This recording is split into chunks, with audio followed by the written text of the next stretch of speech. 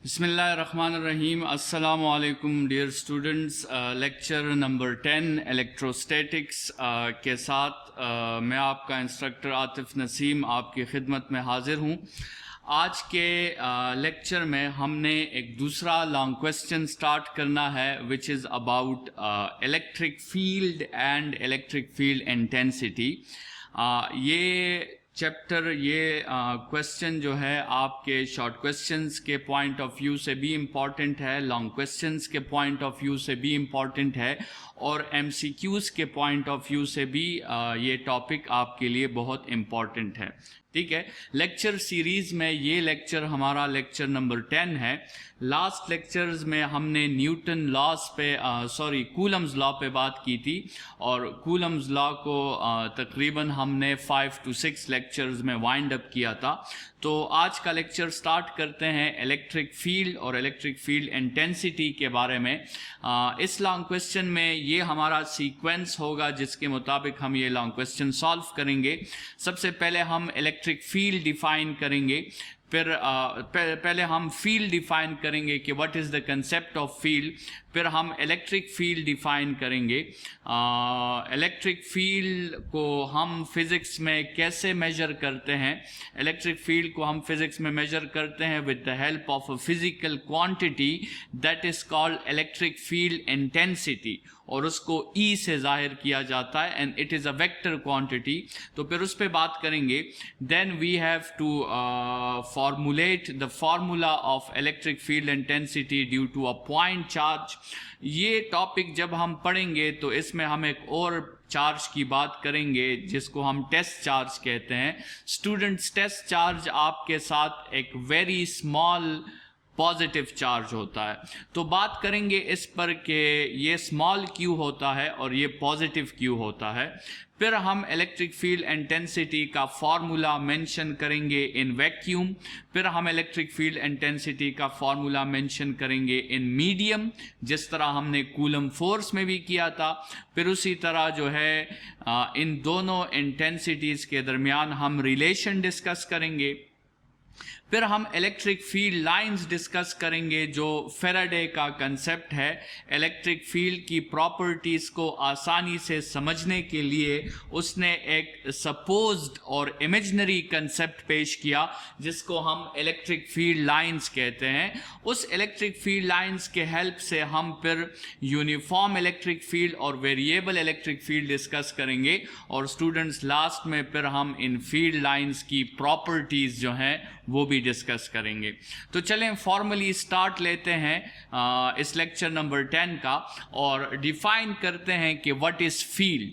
तो students, field आपके साथ एक ऐसा कंसेप्ट है जिसको हम डिफाइन कर सकते हैं कि field is a 3D region. Field क्या है? Field is a 3D region. 3D region का मतलब ये है कि एक बॉडी के आगे भी फील्ड है, उसके पीछे भी फील्ड है, उसके राइट साइड पे भी फील्ड है, उसके लेफ्ट साइड पे भी फील्ड है, उसके ऊपर भी फील्ड है, उसके नीचे भी फील्ड है।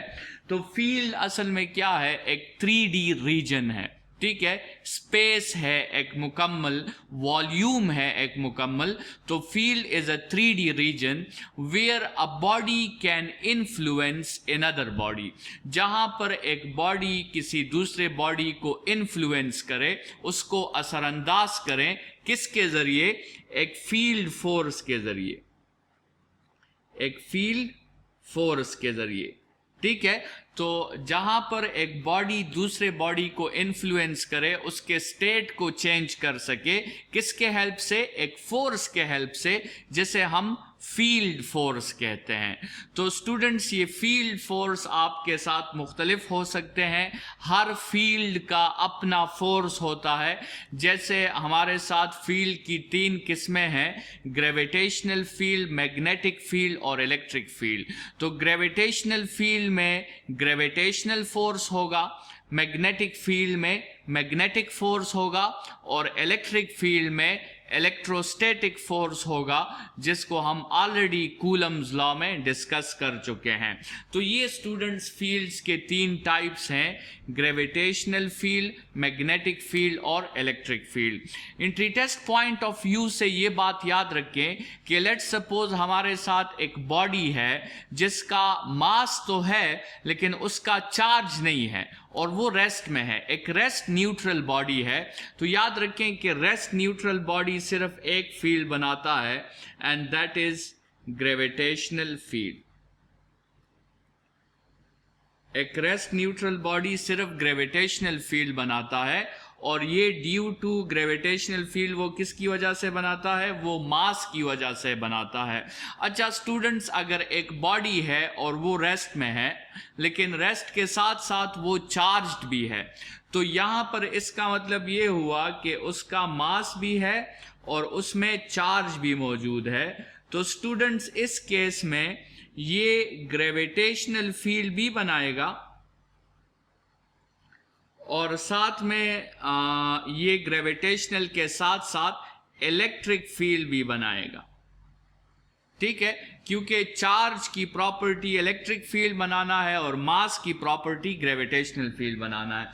अच्छा, इसी तरह अगर आपके साथ एक बॉडी जो है चार्ज भी है, उसका मास भी है और वो बॉडी साथ में मोशन में भी है, तो आपको मैट्रिक में भी आपने ये पढ़ा है और हम आगे भी कमिंग चैप्टर्स में ये डिटेल के साथ पढ़ेंगे कि जब एक चार्ज मोशन में होता है तो वो इलेक्ट्रिक के साथ साथ मैग्नेटिक फील्ड भी बनाता है।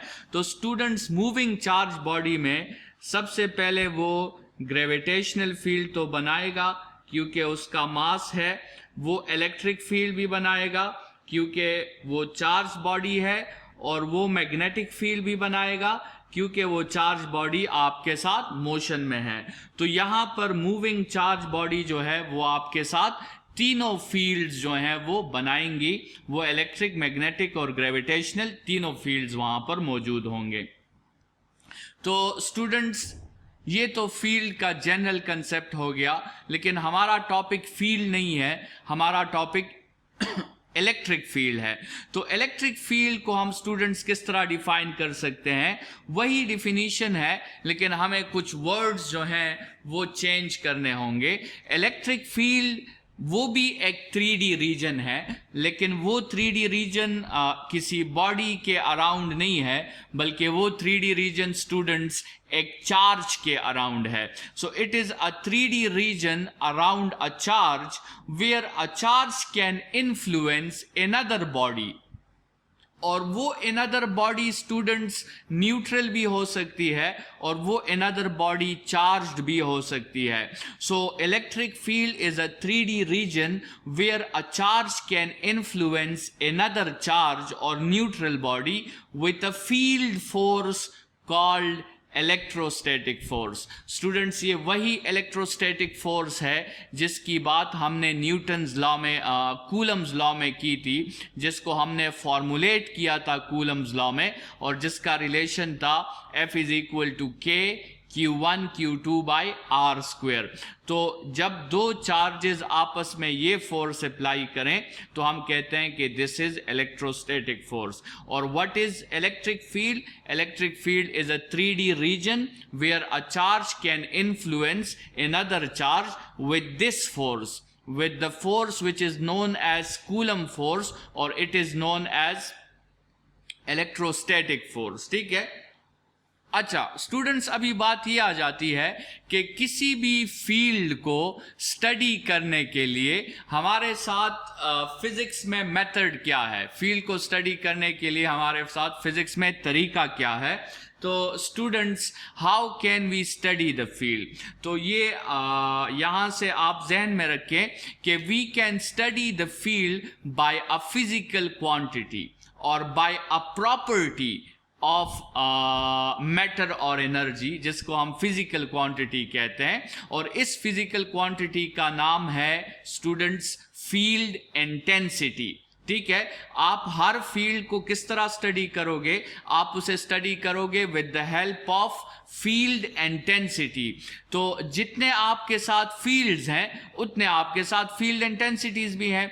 जैसे हमने बात की ग्रेविटेशनल फील्ड की, तो स्टूडेंट्स ग्रेविटेशनल फील्ड इंटेंसिटी को हम स्मॉल जी से जाहिर करते हैं, और जिसकी वैल्यू आपके साथ अर्थ के सरफेस पर 9.81 न्यूटन पर केजी है, या आप इसकी जगह मीटर पर सेकेंड स्क्वायर भी लिख सकते हैं।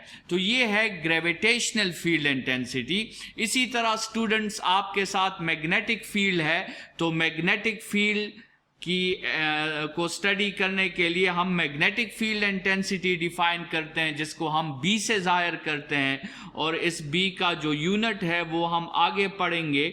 वो यूनिट आपके साथ है टेस्ला।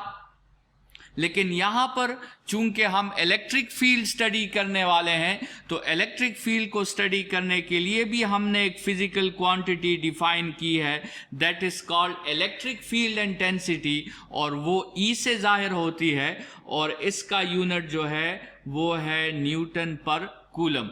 तो हमने यहाँ पर इलेक्ट्रिक फील्ड इंटेंसिटी पर फिलहाल बात करनी है, क्योंकि यही हमारा लॉन्ग क्वेश्चन है। तो स्टूडेंट्स इलेक्ट्रिक फील्ड इंटेंसिटी जो है, ये हम इसको किस तरह डिफाइन कर सकते हैं? जनरली जो फील्ड इंटेंसिटी होती है, तो फील्ड इंटेंसिटी का मतलब उस फील्ड की स्ट्रेंथ या उस फील्ड का पावर या उस फील्ड की शिद्दत किसी खास पॉइंट पर, उसे हम फील्ड इंटेंसिटी कहते हैं। तो the strength of a field at a particular point, या इट इज फॉर्मली और mathematically defined as electric field intensity is defined as force per unit test charge. Students electric field intensity को हम ई से जाहिर करते हैं, और इसकी डिफिनीशन है force per unit test charge. यहाँ पे ये जो क्यू नॉट सिंबल आपको दिखाई दे रहा है, ये क्यू नॉट सिंबल यहाँ पे क्या है? यहाँ पे ये टेस्ट चार्ज है। टेस्ट चार्ज क्या होता है और इसकी क्या डिफिनीशन है, इसको हम आगे डिस्कस करेंगे। लेकिन फिलहाल इस फार्मूला को अगर आप ऑब्जर्व करें, तो इस फार्मूला में आपको ये नजर आ जाएगा कि इलेक्ट्रिक फील्ड इंटेंसिटी आपके साथ एक वेक्टर क्वांटिटी है। तो वेक्टर क्वांटिटी का आपके साथ मैग्नीट्यूड भी होता है और साथ में डायरेक्शन भी होती है। तो अगर हम इलेक्ट्रिक फील्ड इंटेंसिटी की सिर्फ मैग्नीट्यूड की बात करें, so that is magnitude of force divided by test charge. और अगर हम इलेक्ट्रिक फील्ड इंटेंसिटी की डायरेक्शन की बात करें, तो स्टूडेंट्स याद रखें कि जो फोर्स की डायरेक्शन होगी वही इलेक्ट्रिक फील्ड इंटेंसिटी की भी डायरेक्शन होगी, क्योंकि इस फार्मूला में और तो डायरेक्शन किसी के साथ नहीं है, सिर्फ दो ही क्वांटिटीज हैं जो डायरेक्टेड क्वांटिटीज हैं, एक फोर्स है और एक इलेक्ट्रिक फील्ड इंटेंसिटी है। तो स्टूडेंट्स जिस डायरेक्शन में फोर्स अप्लाई होगा उसी डायरेक्शन में इलेक्ट्रिक फील्ड इंटेंसिटी भी होगी। तो मैग्नीट्यूड भी आपको क्लियर हो गया और डायरेक्शन भी आपको क्लियर हो गया। ये आपके साथ इलेक्ट्रिक फील्ड इंटेंसिटी की डिफिनीशन थी कि it is force per unit test charge. Students ये इलेक्ट्रिक फील्ड इंटेंसिटी का आपके साथ एक फार्मूला आ गया है, और इस फार्मूला में याद रखें कि आपके साथ जो चार्ज यूज हुआ है इस फार्मूला में, वो चार्ज आपके साथ क्या है? वो चार्ज आपके साथ एक टेस्ट चार्ज है। जरूरी नहीं कि वो इस फार्मूला में आपको हमेशा नीचे क्यू नॉट ही दिखाई दे, वो इसको क्यू भी कह सकते हैं सिंपली। हो सकता है कई जगह पे सिर्फ क्यू लिखा हो, कई जगह पे हो सकता है कोई और सिंबल दिया गया हो, लेकिन याद रखें कि इस फार्मूला में जो डिनोमिनेटर में आपको चार्ज नजर आ रहा है, इस फार्मूला में ये चार्ज असल में टेस्ट चार्ज है। ठीक है, तो ये आपने इस फार्मूला में याद रखना है। आपको हो सकता है प्रॉब्लम में मुख्तलिफ चार्जेस की वैल्यूज गिवन हो और आप ये फार्मूला यूज करके इंटेंसिटी फाइंड करने लगे, तो याद रखें कि इसके डिनोमिनेटर में आपने उस चार्ज की वैल्यू पुट करनी है जो आपके साथ टेस्ट चार्ज होगा। तो नेक्स्ट पेज की तरफ बढ़ते हैं और लेक्चर को हम आगे बढ़ाते हैं। हमारा टॉपिक है electric field intensity due to a point charge. अभी हम electric field intensity point charge की वजह से फाइंड करने वाले हैं और हम देखेंगे कि किस तरह एक चार्ज जब अपना फील्ड बना लेता है तो उस चार्ज की फील्ड की वजह से फिर हम इंटेंसिटी कैसे फाइंड कर सकते हैं। तो ये टॉपिक स्टूडेंट्स हम कुछ ख़ास स्टेप्स में पढ़ेंगे ताकि आपको आसानी से समझ आ सके कि अगर आपने इलेक्ट्रिक फील्ड इंटेंसिटी को फाइंड करना है तो कौन कौन से स्टेप्स जो हैं वो आपको अप्लाई करने होंगे। सबसे पहले स्टूडेंट, सबसे पहली बात ये है कि आपने वो चार्ज कंसिडर करना है जिसकी इंटेंसिटी आप फाइंड करना चाहते हैं, और ऐसे चार्ज को स्टूडेंट्स हम कहते हैं सोर्स चार्ज, क्योंकि उसकी जो फील्ड है उसको हम स्टडी करना चाहते हैं, या उसकी फील्ड की जो इंटेंसिटी है वो इंटेंसिटी हम फाइंड करना चाहते हैं। तो ऐसे चार्ज को हम सोर्स चार्ज कहेंगे। तो सोर्स चार्ज वो चार्ज है जिसका field, the charge whose field is under study.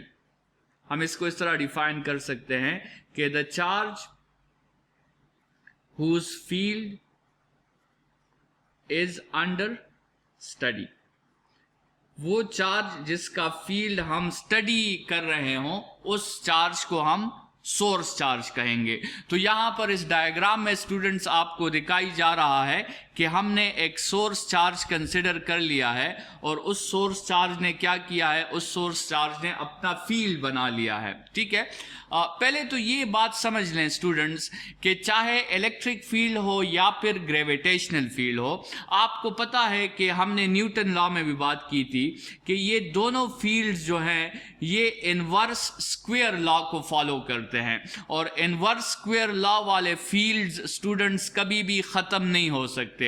तो ये तो वैसे हमने यहाँ पे बाउंड्री बना ली है, लेकिन चाहे इलेक्ट्रिक फील्ड हो चाहे ग्रेविटेशनल फील्ड हो, ये दोनों फील्ड्स आपके साथ इनफाइनाइट फील्ड्स होते हैं। ठीक है, ये कभी ख़त्म नहीं होते, क्योंकि आप यहाँ पे देख लें F की वैल्यू या E की वैल्यू, इलेक्ट्रिक फील्ड इंटेंसिटी की वैल्यू तभी ज़ीरो हो सकती है जब R की जगह हम इन्फिनिटी पुट कर दें। तो इसका मतलब ये है कि नॉर्मली ये फील्ड का कंसेप्ट ये एक फाइनाइट कंसेप्ट नहीं है, ये एक इनफाइनाइट कंसेप्ट है। ठीक है, तो ये तो समझने के लिए हमने बाउंड्रीज बना ली कि इससे आगे फील्ड नहीं है और इसके अंदर फील्ड है, लेकिन ये जहन में रखें कि इलेक्ट्रिक फील्ड्स और ग्रेविटेशनल फील्ड ये दोनों जो है ये इनफाइनाइट कंसेप्ट हैं, ये कभी भी ख़त्म नहीं होते।